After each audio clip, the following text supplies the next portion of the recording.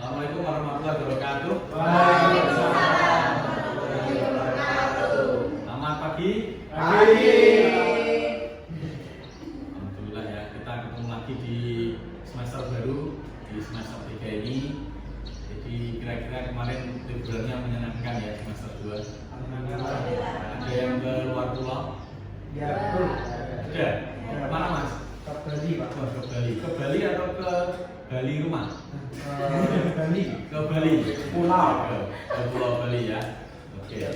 Ya, alhamdulillah sebelum kita masuki kuliah, gitu ya, seperti biasa akan saya sampaikan terkait dengan rencana pembelajaran semester dari mata kuliah housekeeping management ini. Mudah-mudahan di mata kuliah dasar sebelumnya di housekeeping dan housekeeping supervisory tidak ada yang lupa. Ya, tidak ada yang lupa. Ya, ini saya kembangkan RPS ini sudah disetujui oleh Ketua Program Studi dan juga Dekan ya. Sebagai capaian pembelajaran program studi, saya kira ini langsung saya pelajari ya, nanti dibaca teman-teman ya. Ini sudah ada di LMS kita di Kulino ya. Kemudian secara spesifik saya jelaskan di capaian pembelajaran mata kuliah ya, di CPMK 1 ya.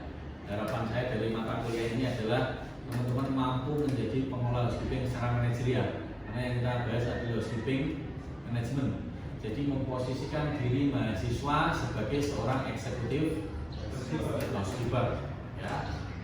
Ini panduannya S itu sikap, KU itu keterampilan umum, KK itu keterampilan khusus, ada di atasnya di sini ya, nanti dikonekkan. Nah, kemudian capaian CPMK yang kedua adalah mampu membuat action plan dalam mengelola operasional departemen housekeeping. Jadi bikin action plan selama setahun ya, kan 1 bulan, tahun dari Januari sampai Desember ya. Kalau ini tahun 2024 berarti teman-teman sudah mulai bikin untuk 2025 ya.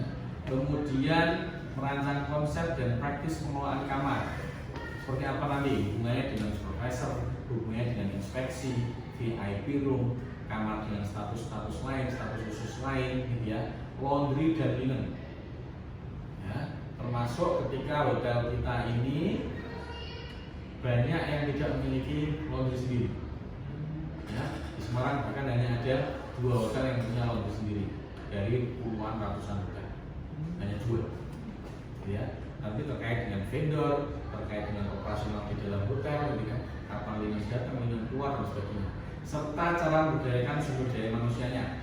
Room attendant kita ini mau dikasih room produktivitas seperti apa ya. Jangan sampai ketika room attendant ini jatahnya dalam satu shift 20 kamar, ternyata dia harus mengerjakan 23 kamar, 25 kamar. Kira-kira bisa pulang enggak? Ya, mau enggak kayak gitu? Efektif enggak? Tidak efektif. Nah, itu yang penting teman-teman supaya nanti kalau jadi manajer bisa mengelola dengan baik ya. Ya, tentu yang terakhir adalah memiliki sikap bertanggung jawab dan berintegritas sebagai individu dan pemimpin tim. Ya, namanya manajer ya, kalian memposisikan sebagai pemimpin dan sebagai manajer. Bayangan kalian harus ada di level manajer. Nah, bagaimana dengan deskripsi mata kuliah ini membekali mahasiswa dengan konsep dan kegiatan praktis tentang pengelolaan departemen housekeeping, khususnya dalam perannya di level manajerial. Tentunya yang kompeten, ya, yang kompeten. Nah, terkait dengan bahan kajiannya adalah terkait overview, gitu ya, bagaimana administrasinya, bagaimana action plan-nya, di laundry manajemennya, linen manajemennya. Jadi di divisi-divisi housekeeping, gitu ya, teman-teman sudah menguasai. Saya enggak, karena itu mata kuliah di semester 1 ya, 1. Nah, masih lupa ya, masih lupa. Gitu ya.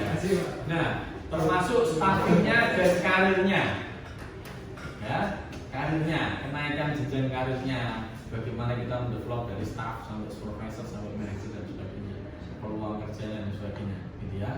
Nah, ini tentu yang dari VIP dan juga di room dan kamar dengan status khusus lainnya. Masih ingat room status? Masih ingat? Kalau check out namanya statusnya apa? VD, vacant. Wah, masih ingat gitu ya. Nah, kemudian juga kita lihat standar di post COVID ya. Karena beberapa tahun lalu kita ingat masih ada COVID. Nah, standar ini apakah ada perubahan gitu ya. Kemudian juga budgeting ya, room costing, chemical costing dan sebagainya. Nah, terus how to be a good PHK. Nah, yang terakhir kita akan review dan juga melihat bagaimana skema kompetensi untuk level manager di level. Ya. Nah, ini petunjuk dasarnya dari daftar pustaka dan referensi yang saya pakai dari buku Lutfi Organi dan juga Walker ya, serta ada jurnal-jurnal terkait yang saya tulis. Nah, secara umum begitu. Nah, ini kebetulan dosen pengampunya hanya saya sendiri sebagai mata kuliah kelas 4 di semester sebelumnya adalah teman-teman sudah lulus di housekeeping supervisor. Terkait dengan penilaian ya, nanti ada tugas 35%, UTS 30% dan UAS 35%. Ya. Dari sini cukup yang disampaikan atau ditanyakan? Saya mau tanya Pak. Ya. Materi yang ini kan di apa namanya ada di dalam LMS. Nah, selain di LMS tuh saya bisa mencari materi itu di mana ya? Kayak referensi. Oh, cari referensi. Ya. Mau buku atau jurnal? Jurnalnya. Jurnal. Mas siapa ini? Arjuna. Mas Arjuna. Oke, Mas Arjuna. Ini ada referensinya ini Mas. Ini sudah saya tulis sebenarnya. Nah, ini saya tulis ada dengan kolega dosen dan juga mahasiswa. Nah, di sini nih, nah, ini 1678 ini semua referensi jurnal. Kemudian saya tulis, saya jadikan referensi pula. Ya. Jadi nanti tinggal di copy ini masukkan ke Google Scholar akan muncul. Ya. Jelas Mas? Oke, ya demikian untuk hari ini. Mohon maaf, terima kasih. Selamat pagi. Assalamualaikum warahmatullahi wabarakatuh. Assalamualaikum warahmatullahi wabarakatuh. Waalaikumsalam warahmatullahi wabarakatuh. Apa kabar teman-teman? Baik. Kayaknya fresh tenan ini ya. Fresh kan. Ini habis dicas atau udah sarapan semua? Sudah kenyang. Sudah yakin? American breakfast atau continental? Indonesia. Oh, Indonesia ya. Soto. Soto. Nasi uduk. Masih ada yang jual nasi kuning? Masih. Sudah ada? Oke. Oke, jadi teman-teman biar kuliah kita lebih enak, lebih nyaman. Ya, kita tundukkan kepala sejenak, kita berdoa ya sebelum kuliah. Doa mulai.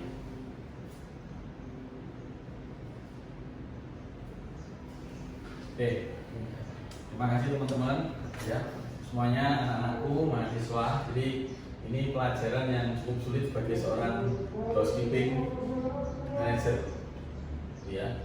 Jadi ketika kita berbicara action plan, ini salah satu yang kudu dihindari sekaligus dilakukan sebenarnya. Hindari sekaligus dilakukan. Jadi kira-kira teman-teman ya, kalau mau bikin action plan, apa pertama yang harus dilakukan? Bikin rencana. Oke. Iya. Bikin rencana. Oke. Apalagi? Tujuan. Bikin tujuan. Apalagi? Timeline. Bikin timeline. Apalagi? Kasih target. Oke. Apalagi?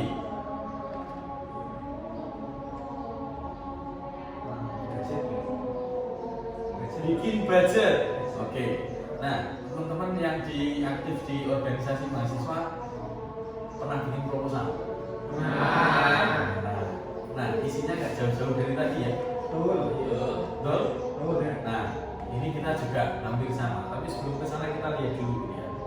Apa itu action plan? Ya, terkait dengan rencana yang dilakukan oleh manajemen terkait dengan budgeting, belanja manajemen, pelatihan karyawan, termasuk rencana pemasaran. Nah, dilakukan secara periodik. Ya, jadi teman-teman sampaikan tadi dijadiin satu, ya, supaya ketemu. Nah, ketika kita sekarang ada di bulan-bulan di tengah tahun seperti ini, kapan rencana terbaik untuk bikin action plan tahun depan? Dalam setahun, ya. Misalnya di sini Januari, di sini Desember. Kapan terbaik? Hah? Desember? Kemepet enggak? Kemepet. Pertengahan misalnya ada Juni, Juli bisa. Artinya setelah setengah tahun berjalan, ya. Nah, barulah proses di sini mulai. Entah kapan, karena namanya perencanaan perlu waktu dan jangka waktu. Ya, kalau teman-teman bikinnya Desember, ingat di Desember ada momen Natal dan Tahun Baru. Natal, rame enggak? Bahkan puncaknya ya, termasuk juga Lebaran. Tapi Lebaran kan bergeser terus. Ya, Natal Tahun Baru. Ya, selain Natal Tahun Baru ada momen apa lagi?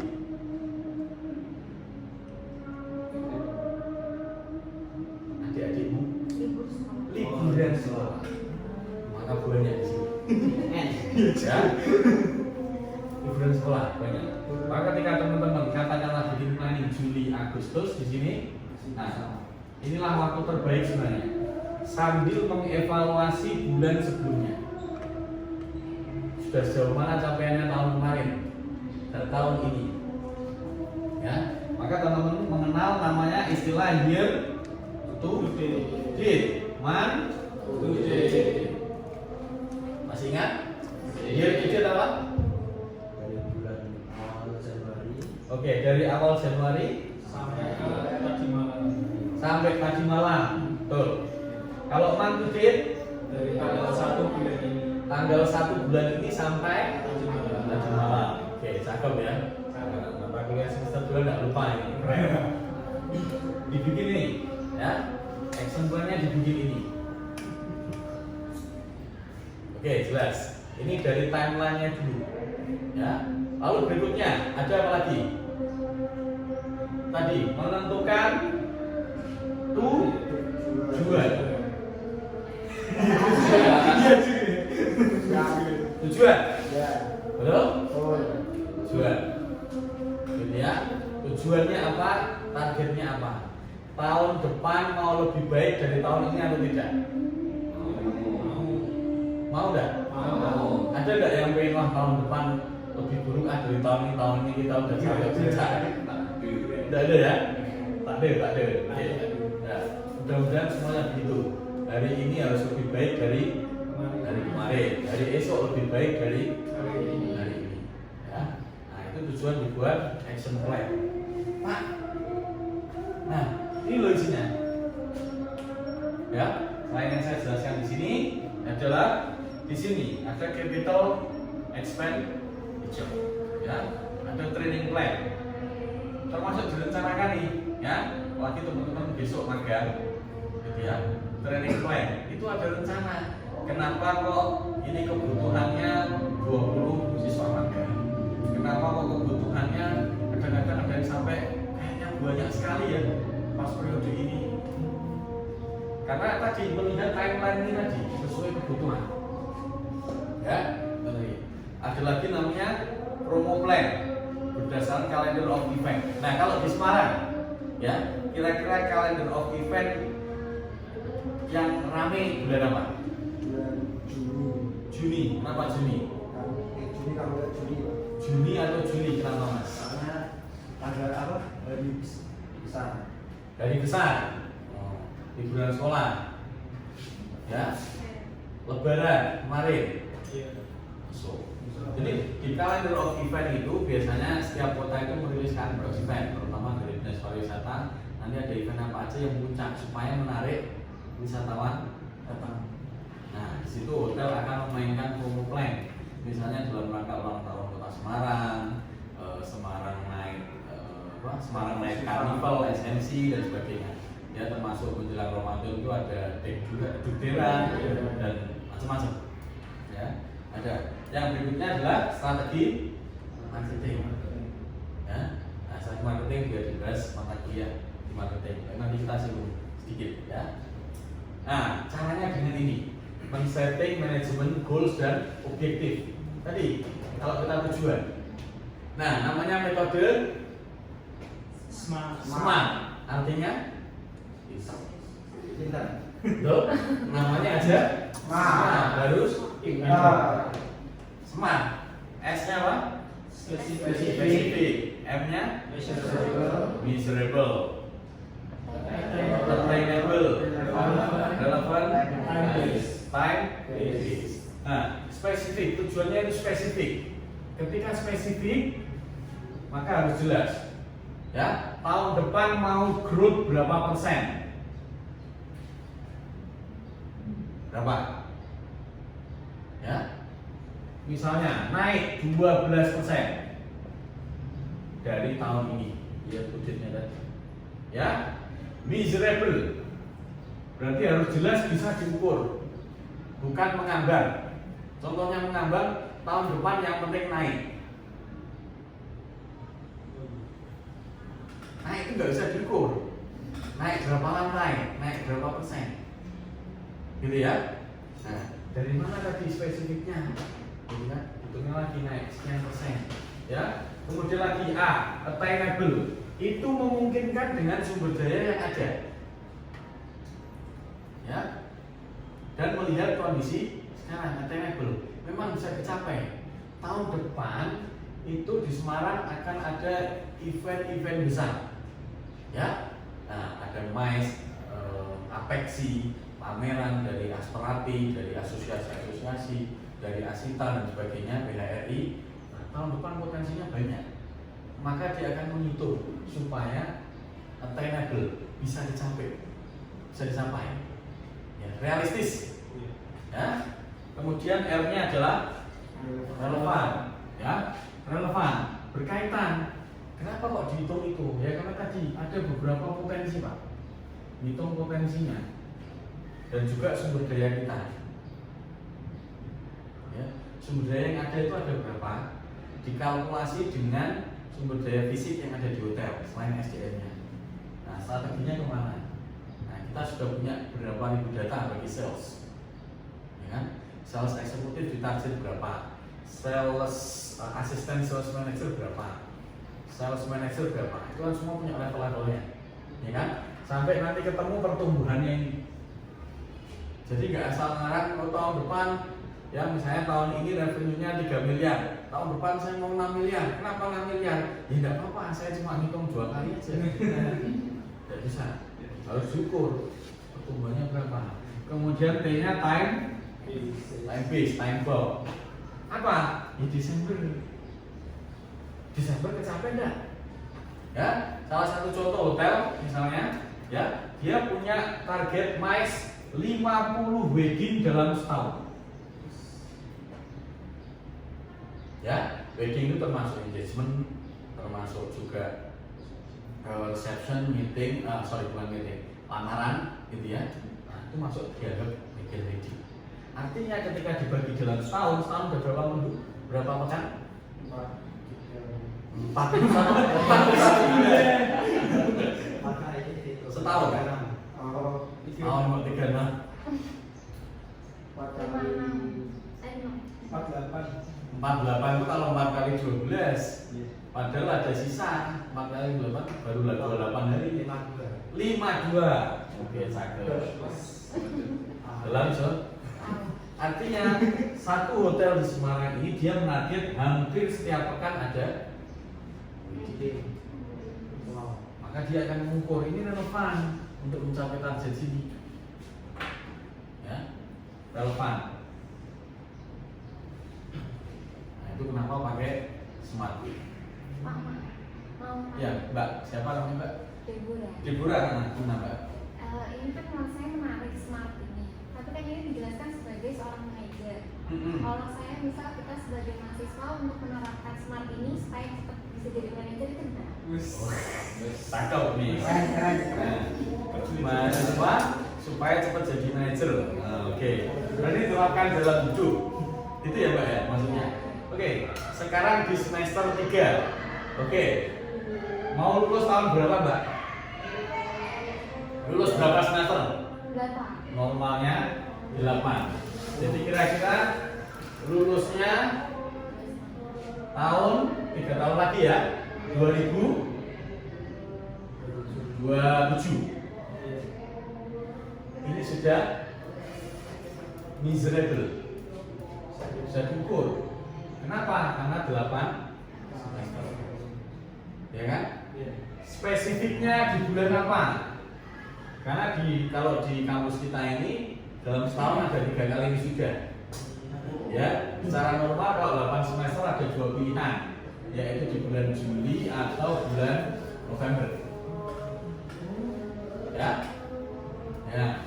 Kemudian attainable. Bagaimana attainable-nya? Maka teman-teman harus berbicara soal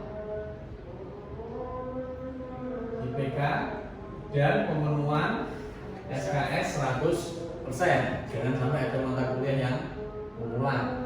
Ya. Kemudian apa lagi? Relevan. Ya.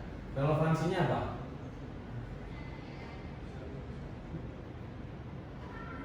Apa relevansinya? Apa? Ngambil mata kuliah yang jadi peminatan supaya nggak mengganggu. Ya, wong sukanya di room division kok milih ke food and beverage. Itu beban. Jadi manajer. Ya, ya. Time bond-nya jelas. Ya, selama 8 semester itu ya. Oke. Jelas kira-kira. Oke, cakep.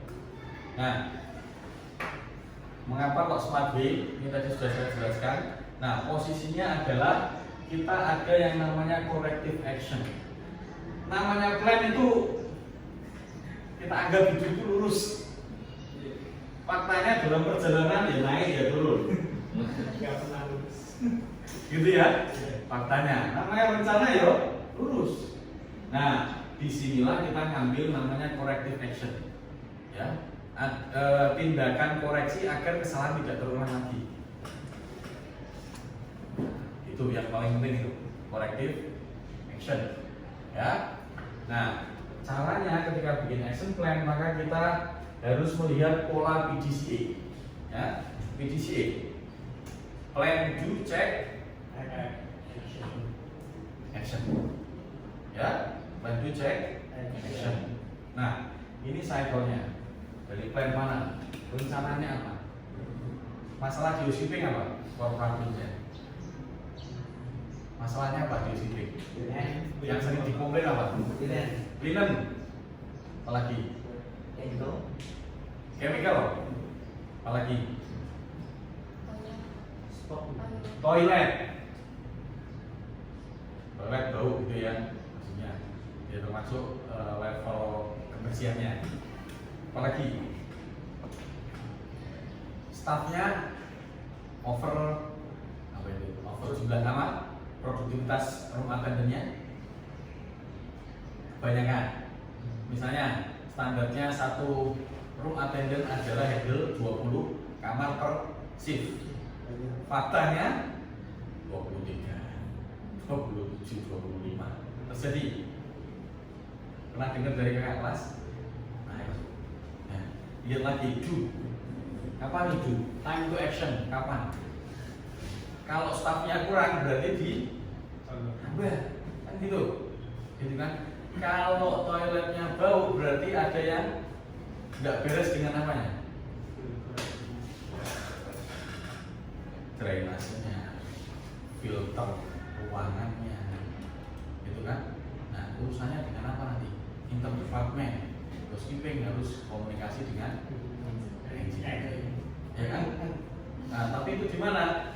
Di action. Tapi kita tahu dulu standarnya harus seperti apa, ya? Cek. Apa? Step yang paling penting apa? Ketika ada toilet bau. masalahnya tadi. Ya, di sini solusikan actionnya apa. Nah, ketika sudah ketemu, misalnya tadi ada masalah dengan drainasenya, lah masalah drainase harus jadi standar baru. Bahwa drainase bukan lagi masalah yang muncul lagi. Sekaligus itu menjadi corrective action. So, masuk. Nah, oke. Nah, jadi ketika kita menjelaskan perencanaan, gitu ya, kita harus melihat faktor-faktor ini semuanya. Ya, put your plan into action. Jangan hanya jadi rencana. Ya, guru saya bilang adalah mempersiapkan perencanaan sama dengan merencanakan pelaksanaan. Ya, kalau tidak merencanakan persiapan sama dengan merencanakan kegagalan. Yang terjadi. Nah, kemudian juga lihat di dunia EHK sebagai seorang executive housekeeper mengarahkan memotivasi, ya. Kemudian sampai memberikan instruksi dalam bentuk task list detail. Kalau nggak bentuk task list banyak yang lewat.